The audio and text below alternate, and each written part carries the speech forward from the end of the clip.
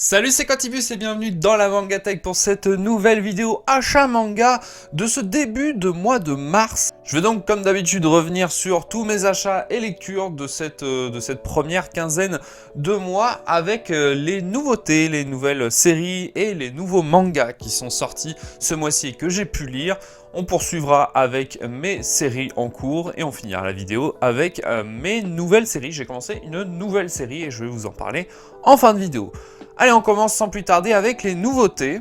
Et pour commencer ce mois est sorti le nouveau manga de chez Keigo Shinzo, Hirayazumi, voilà, que je me gourre pas dans le titre, Hirayazumi de chez le Lézard Noir. Donc, de quoi ça parle ?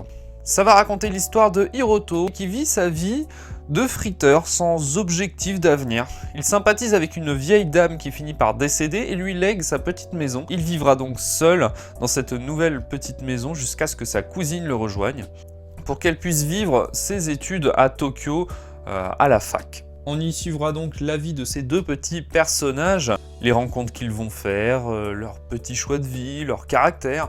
D'ailleurs, ils ont deux personnalités qui sont complètement opposées puisque l'un va être très curieux, va être très joyeux, là où sa cousine, elle est plus timide, flemmarde et très boudeuse surtout.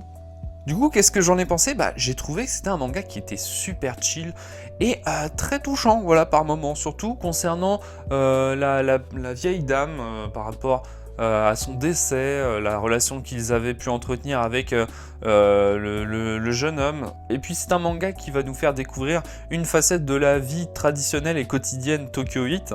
C'est très loin des clichés qu'on a l'habitude de voir dans certains mangas. Non, là c'est plus voilà, la difficulté dans les études, la vie professionnelle, les relations amicaux, voire plus. Le dessin est très simple, je trouve, hein. Pas hyper détaillé, comme les paysages ou les visages des personnages. Ils sont très minimalistes, c'est simple, mais ça fonctionne. Comme par exemple les effets de pluie à certains moments. Donc globalement, c'est un manga que je conseille, vraiment. Il est très chill, comme je vous ai dit, donc foncez. J'attends de voir la suite, parce que je vois pas trop encore vers quoi se dirige ce manga. Mais en tout cas, la suite arrive au mois de juin, il me semble. Très hâte de connaître la suite, j'ai bien aimé ce tome 1. Ce mois-ci est sorti également le tome 23 de Tokyo Revengers, c'était un petit peu la grosse sortie de ce mois-ci. Que dire de plus que la dernière fois, lors de la lecture du tome 22, je suis toujours pas fan de cet arc, hein. J'ai moins d'accroche avec Mikey notamment, mais bon, pour ceux qui lisent, vous devez comprendre pourquoi d'ailleurs. Mais voilà, il y a très peu d'action, Takemichi toujours aussi insupportable, vraiment, il le chiale tout le temps, et moi c'est un personnage que j'aime de moins en moins. Je comprends maintenant désormais les critiques parce que c'est vrai que j'aimais beaucoup les arcs précédents, le début, mais on retrouve plus la même énergie en fait, c'est plus du tout pareil, c'est très différent. Je suis un poil déçu de cette série qui pourtant, je l'avoue, j'adorais ça, Tokyo Revenger, mais c'est tout, ce nouvel arc, j'accroche pas du tout et j'espère que ça va pas non plus me dégoûter de la série au point d'arrêter. Donc je vais quand même m'accrocher parce que je crois qu'on arrive à peu près à la fin, mais voilà, Tokyo Revenger...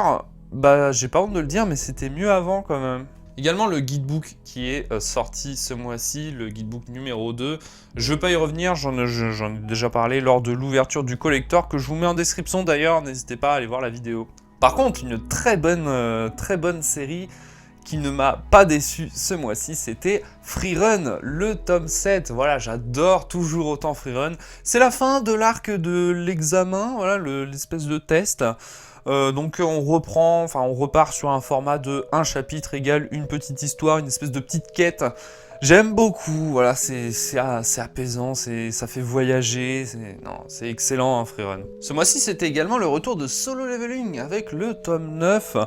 La fin de l'arc des fourmis sur l'île Juji, hein, je crois que c'est ça.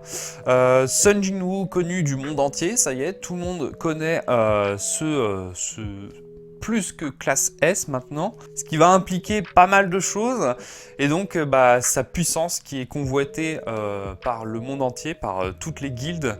Donc très intéressant ce nouveau tome de Solo Leveling. J'aime toujours autant, même si je trouve que la facilité du personnage surpuissant, voilà, je trouve ça pas très original, et Ah, c'est très satisfaisant, mais à la longue, je pense qu'on va se lasser très rapidement. Faut un petit peu de difficulté pour le personnage, histoire de pimenter l'histoire. Là, il n'y en a pas, il n'y a aucune difficulté pour le personnage, ou alors quelques fois, mais on sait que ça va très bien se finir à chaque fois comme d'habitude pour lui. Un peu dommage là-dessus, mais ça en reste pas moins excellent en Solo Leveling. Ce début de mois, Mashle, tome 13, qui est sorti la semaine dernière, j'ai eu le temps de le lire quand même. Un tome qui est quand même réservé uniquement au combat, j'ai l'impression, il n'y a que des duels finalement, mais avec de plus gros enjeux cette fois-ci. Mash qui est quasiment inexistant dans ce tome, c'est un véritable fantôme, je crois qu'on l'a vu genre 2-3 pages, mais ça laisse place quand même à d'autres persos, voilà, qui prouvent enfin leur vrai talent. Donc voilà, tome 13 de Mashle. Et surtout, ce mois-ci, c'était le retour des Enfants de la Mer, enfin les Enfants de la Mer, le tome 2 de chez Delcourt Cam, la suite de cette œuvre hyper poétique, hyper chill, sur les légendes des Enfants de la Mer.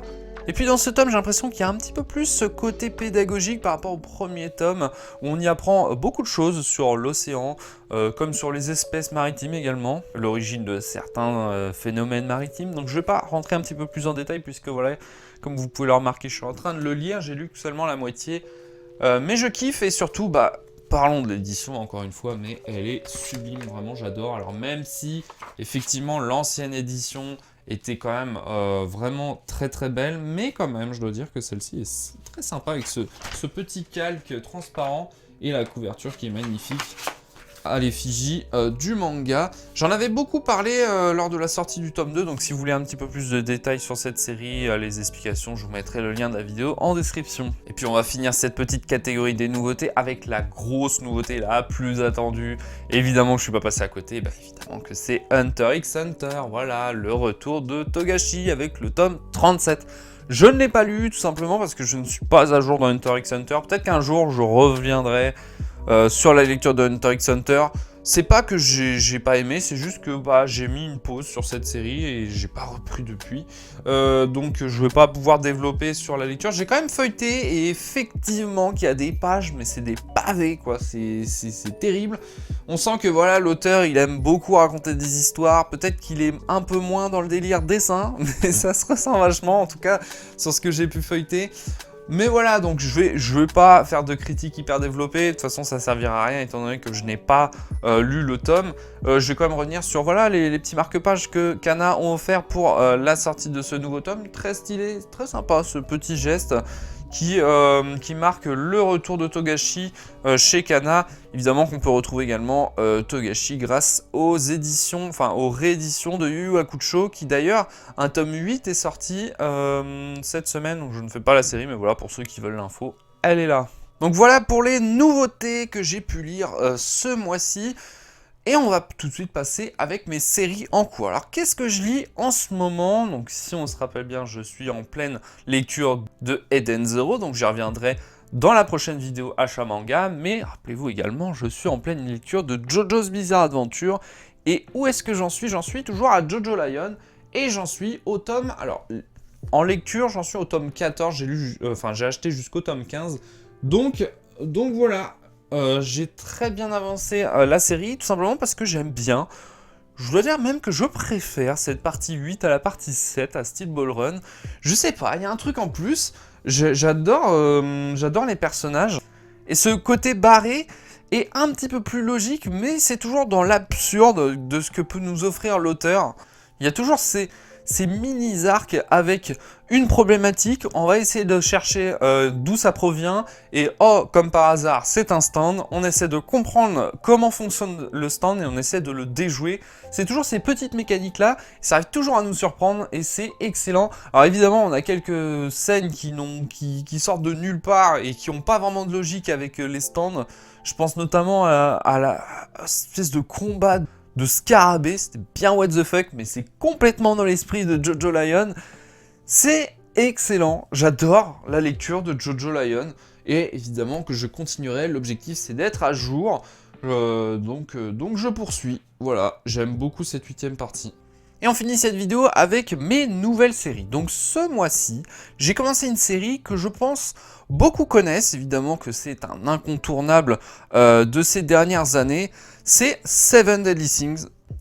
J'ai donc lu les 6 premiers tomes, alors c'est vrai que je m'y prends un peu tard, c'est une série qui est finie maintenant, mais qui a quand même fait beaucoup de bruit, notamment avec son animé. Du coup j'avais commencé par l'animé, j'avais pas trop aimé, donc déjà je suis pas animé, donc souvent c'est ce qui arrive quand je commence une série, un manga en animé, ça ne me plaît pas plus que ça, et quand je lis le manga, je préfère. Donc là je me suis dit peut-être que ça va être le cas pour Seven Deadly Sins, pour le moment c'est le cas, j'aime beaucoup. Donc je vais quand même en revenir, pour ceux qui connaissent pas le manga, je vais quand même revenir sur l'histoire de quoi ça parle. Bah, les Seven Deadly Sins sont des mercenaires qui se sont rebellés contre la garde du royaume, qui sont appelés également les Chevaliers Sacrés. 10 ans plus tard, alors qu'ils sont séparés et surtout recherchés, la princesse du royaume aura pour objectif de les retrouver et de recréer ce collectif de mercenaires pour réaffronter les Chevaliers Sacrés. Du coup, c'est dans un univers heroic fantasy, mais qui est cohérent et qui fonctionne. Et bah, pour le début, j'ai plutôt bien aimé. J'ai beaucoup accroché aux personnages, vu qu'il n'y en a pas beaucoup. Hein. Pour le moment, je dois dire que sur les 6 premiers tomes, il y a très peu de personnages. Il y a quand même les 4 personnages principaux qu'on va suivre jusqu'au tome 6 pour l'instant, que j'aime beaucoup. Ils sont très attachants, ils sont très drôles, ils sont très badass dans les combats. On a envie de plus les connaître, leurs origines, ce qui s'est passé pendant cette coupure des 10 ans, ou bien bah, à l'époque de l'âge d'or des Seven Deadly Sins, j'aimerais beaucoup avoir des flashbacks par rapport à cette période-là. Donc je dois dire que pour l'instant, c'est un bon début. J'ai entendu beaucoup de choses négatives sur cette série, j'ai peur que ce soit sur la suite, ou alors que bah, je suis complètement passé à côté, puisque bah, pour l'instant, j'ai beaucoup aimé, hein, pour les raisons que j'ai pu vous énumérer. Ce qui est du dessin, le dessin j'aime beaucoup, c'est vrai que ça a une patte très particulière. Suzuki, on peut d'ailleurs le retrouver en ce moment avec les 4 Chevaliers de l'Apocalypse, hein, je crois que c'est une série comme ça qui s'appelle à peu près comme ça, donc qui est très présent encore en ce moment en librairie, mais voilà, Seven Deadly Sins tome 6, enfin jusqu'au tome 6, et je compte continuer également comme Jojo Lion. Et c'est donc la fin de cette vidéo, n'hésitez pas à me dire en commentaire ce que vous en avez pensé, voilà, si vous connaissez certaines séries, si vous voulez me proposer des mangas. Alors oui, c'est vrai qu'il n'y a pas eu de partie sur vos recommandations pour cet épisode. Il y en a un pour le prochain épisode, puisque là je suis en train de lire une série que vous m'avez conseillée, une série en 4 tomes qui est en cours. Là je vous laisse quelques petits indices comme ça, et que ça fait très très longtemps qu'on l'a conseillé, donc ça y est, je m'y suis mis. Je vais pas en dire plus, ce sera à vous de le deviner, et c'est également à vous de me conseiller d'autres mangas. Donc vous voyez, là je suis en train de lire une série pour le moment en 4 tomes. Donc ce que je préfère, c'est des petites séries, je vais pas commencer des grandes séries. Donc si vous avez des one-shots, voilà, on me propose souvent des one-shots qui sont très sympas d'ailleurs, ou des petites séries de 2-3 tomes finis, bah, je suis preneur pour ce genre de mini-séries et que je pourrais ensuite présenter après ma lecture dans ce genre de vidéo. Et du coup, bah, c'est la fin de celle-ci. N'hésitez pas à mettre un pouce... Oula. N'hésitez pas à mettre un pouce bleu sur cette vidéo si elle vous a plu, à vous abonner si ce n'était pas déjà fait. Et en attendant, bah, on se dit à la prochaine. C'était Quantibus de la Mangatech. Salut!